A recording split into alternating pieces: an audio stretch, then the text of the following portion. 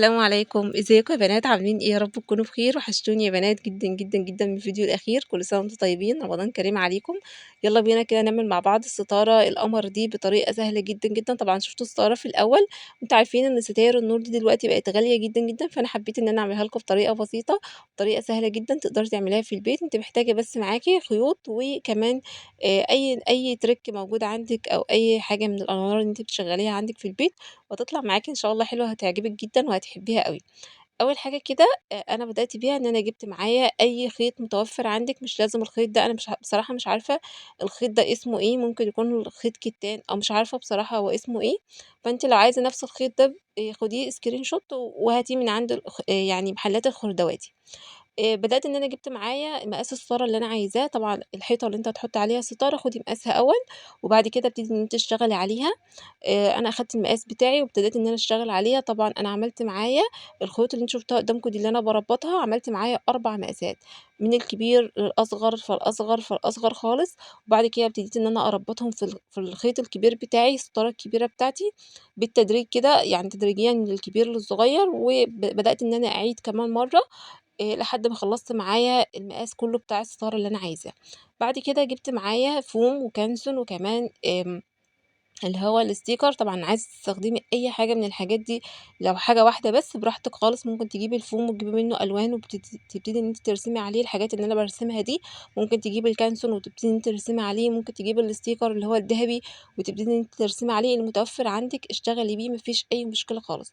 طبعًا زي ما أنتم ما شُفتوا النجمة رسمتها بطريقة سهلة جدًا، جدًا، وهابتدي إن أنا أقصّها، وجنبي هنا كمان هلال كنت يعني راسماه معايا وقاصّاه علشان أبتدي إن أنا أشتغل عليه. والنجمة زي ما أنتم عارفين هي طريقتها سهلة، ووريتكم هي بتترسم إزاي بطريقة سهلة وتطلع معاكِ مضبوطة جدًا، دلوقتي هتشوفوها عاملة إزاي. أنا بافضّل طبعًا إن إحنا نستخدم الفوم، أولًا هو الفوم قوي جدًا وبيتلزق بكل سهولة، مش بتحتاجي شمع وحاجات من دي، وسهل جدًا، وكمان يعني تقيل، غير الكانسون. الكانسون أنتِ بتحتاجي إن أنتِ طبعًا تكوني يعني تحت الكانسون بتاعِك كرتون علشان يبقى يعني ما يبقاش الورقة خفيفة أوي. لازم يكون تحتيها كرتون. فطبعًا زي ما أنتِ عايزة، أنا اللي كان متوفر عندي اشتغلت بيه، فأنا كان عندي الكانسون وكان عندي اللي هو الفوم وعندي الsticker، فأنا اشتغلت بيه، أنتِ المتوفر عندِك اشتغلي بيه.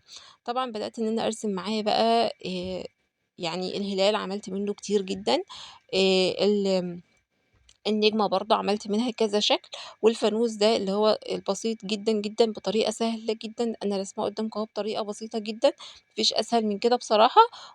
وبدأت إن أنا أقص معايا، فأنا عملت معايا الفانوس والهلال، وعملت كمان معايا النجمة، وبدأت إن أنا أقصّهم كده. طبعًا عملت من تحت يعني الستارة بتاعتي المقاس، يعني الستارة بتاعتي من الطرف خالص من تحت يا بنات مطرح ما أنا دلوقتي طبعًا هاوريكم كل حاجة، بس الستارة بتاعتي من تحت أنتِ بتعدّي مثلًا معاكِ كام يعني كام نازلة من الستارة اللي أنتِ نزّلتيهم أو الخيوط اللي أنتِ نزّلتيهم بتعدّيهم، طلعوا معاكِ 10 هتعملي 10 من الأشكال اللي قدّامِك مقاس كبير، 10 من المقاس الكبير، طلعوا معاكِ أكتر هتعملي طبعًا على حسب يعني الخيوط اللي أنتِ عاملاها معاكِ. فطبعًا إن أنتِ هتحطيه من تحت لازم تكون الستارة بتاعتِك من تحت يكون النجمة فيها أو الهلال أو الحاجات دي كلّها تكون مقاسها كبير. وبعد كده تبتدي بقى إن أنتِ تعملي يعني النجوم الصغيّرة والهلالات الصغيّرة وكمان الفوانيس الصغيّرة عشان هنبتدي إن إحنا نلزقهم في النُص، تمام. لكن طبعًا أنا عندي طلع تقريبًا يعني تقريبًا الخيوط بتاعتي طلعت حوالي 8 أو 9 تقريبًا، فأنا عملت من الهلال والنجمة والحاجات دي كلّها 9 كبار، الصغيّرين بقى اعملي عدد أنتِ براحتك بقى خالص، اعملي على قد ما تقدري، يعني على قد ما تقدري اعملي العدد اللي أنتِ عايزاه، أنتِ كده هتلزقيهم في النُص، فمش مشكلة خالص هتعملي معاكِ عدد قد إيه، فاهميني؟ بتلزقيهم بقى تدريجيًا كده يعني آمم حاولي بقى أنتِ تنسّقيهم، طبعًا هاورّيكم كل حاجة زي ما أنتم ما شايفين. أنا طبعًا لزقت الفانوس بتاعي أو الهلال على كرتون، لإنه طبعًا بيبقى ضعيف جدًا الكانسون، الورق الكانسون يعني بيبقى ضعيف جدًا، فلازم إن أنا ألزقه على كرتون. طبعًا باضبّط معايا كل حاجة، أي حاجة خارجة، أي حاجة يعني مش متضبّطة معايا، بابتدي إن أنا أضبّطها، وبعد كده هاخدهم بقى ونروح بقى على الستارة ونشوف إحنا هنعمل إيه وهيبقى عامل إزاي والشكل هيبقى عامل إزاي. طبعًا لازم تكوني مثبّتة الستارة بتاعتِك على الحيطة اللي أنتِ هتشتغلي عليها أو الحيطة اللي أنتِ حابة تحطّي عليها الستارة بتاعتِك، ابتدي إن أنتِ حُطّي بقى الستارة علّقيها من الجناب كده في يعني آمم في مسامير ممكن تعمليها كمان يعني بُصّوا هي مسامير أحسن حاجة، لإن طبعًا الشمع وحاجات من دي هتُقع منِّك. زي ما أنتم ما شايفين طبعًا كنت ملزّقة معايا شوية أو كنت محضّرة معايا شوية زي ما أنتم ما شايفين كده في الستارة، وبدأت إن أنا أعمل معاكم شوية كمان. شايفين أنا باخد النجمة، الهلال، الفانوس، الكبار وبالزقهم من الطرف من تحت في الخيوط اللي أنا منزّلاها بالزقهم من الطرف. تمام، الصغيّرين كلّهم هيتلزقوا داخليًا، يعني في ستارة كده من فوق عادي جدًا. باورّيكم كذا شكل أنا عاملاه أهو، عاملة الهلال منّه الأسود والنجمة منها الأسود وكمان الدهب اللي أنتم شايفينه قدّامكم ده. فابتدي بقى أنتِ تشتغلي بقى وضبّطي الستارة بتاعتِك زي ما أنتِ عايزة، طبعًا عملت لكم ستارة من الستاير اللي بتتباع غالية جدًا، جدًا، جدًا، والسعر بتاعها دلوقتي سعر كده فظيع، مش عارفة الأسعار الأوفر ده إيه، بس سعرها غالي جدًا، فأنا حبيت إن أنا أعملها بطريقة سهلة جدًا، جدًا، وبسيطة، وهتدّيكِ نفس بالضبط زي ما أنتم ما شُفتوا كده في أول الفيديو، هي نفس الفكرة بكل حاجة، بس أنتِ عملتيها في البيت على إيدِك يعني بأسهل طريقة وبأبسط حاجة.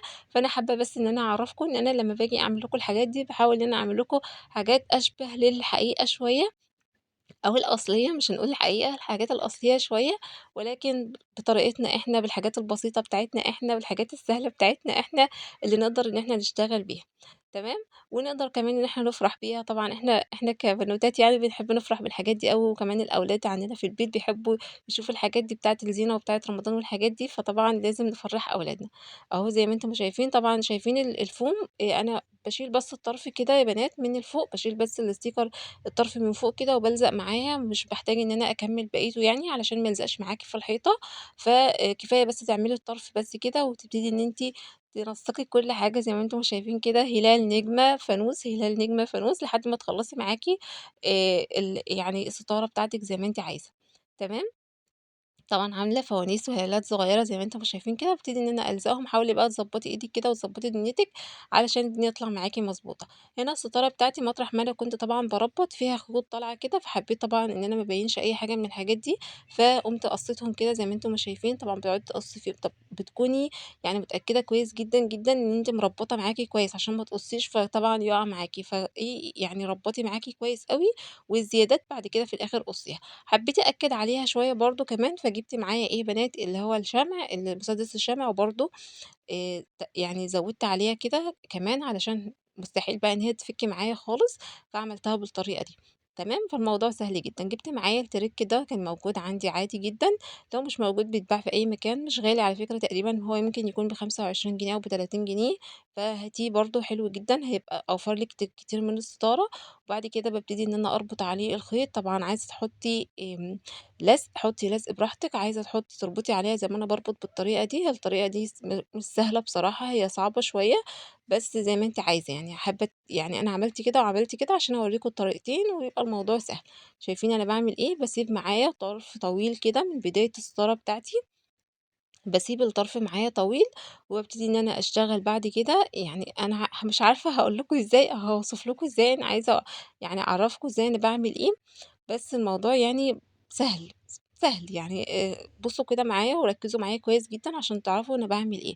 أنا جِبت معايا الLed بتاعي جِبته معايا من الطرف، سِبت معايا مسافة كده من تحت، وبعد كده مشيت مسافة في الستارة على الستارة كده، وبعد كده رجعت نزلت تاني بالLed بتاعي، هو مش LED هو الترِك، نزلت بيه تاني لتحت كده، وبعدين رجعت طلعت بيه تاني، إن أنا برضه باسيب مسافة في الستارة من تحت مثلًا زي ما أنتم شايفين كده. بُصّوا يا بنات أنا باعمل إيه، باسيب مسافة حوالي مثلًا نُص متر أو حسب المقاس اللي أنتِ عايزاه، عايزة تخلّي الأنوار بتاعتِك تكون قصيّرة، هتعمليها قصيّرة، حابة تخلّيها طويلة براحتك. أنا طبعًا عملتها من الصغيّر للكبير، هتشوفوا أنتم أكيد شُفتوا الستارة في الأول عاملة إزاي، عملتها من الصغيّر للكبير، وبابتدي إن أنا ألفّهم على بعض كده و أعملهم بلزق من تحت عشان ما يفكوش معايا يبقوا ماسكين في بعض.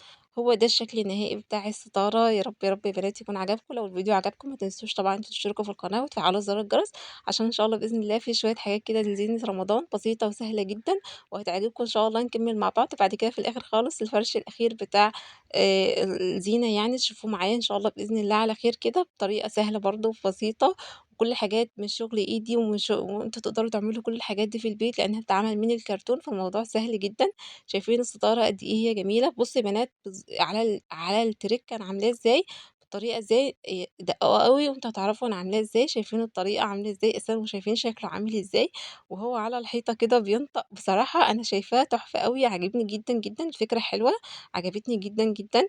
يعني حاولي تفكّري وتبدعي هيطلع من كل حاجة من تحت إيدِك حلوة إن شاء الله بإذن الله. بس يا بنات هو ده كان الفيديو، يا رب الفيديو يكون عجبكم، يا رب قدرت إن أنا أشرح لكم بطريقة مبسطة، ولو لو حد حَب يستفسر عن حاجة يكتب لي تحت في التعليقات وأنا هارُد عليكم إن شاء الله بإذن الله. حابين أعمله معاكم كمان مرّة وأوريكم الطريقة يعني مفصّلة عن كده برضه عرّفوني يا بنات في التعليقات، وأنا إن شاء الله بإذن الله أعمل لكم كل حاجة. بس يا بنات أشوفكم إن شاء الله بإذن الله في فيديو جديد على خير، والسلام عليكم ورحمة الله وبركاته، باي باي.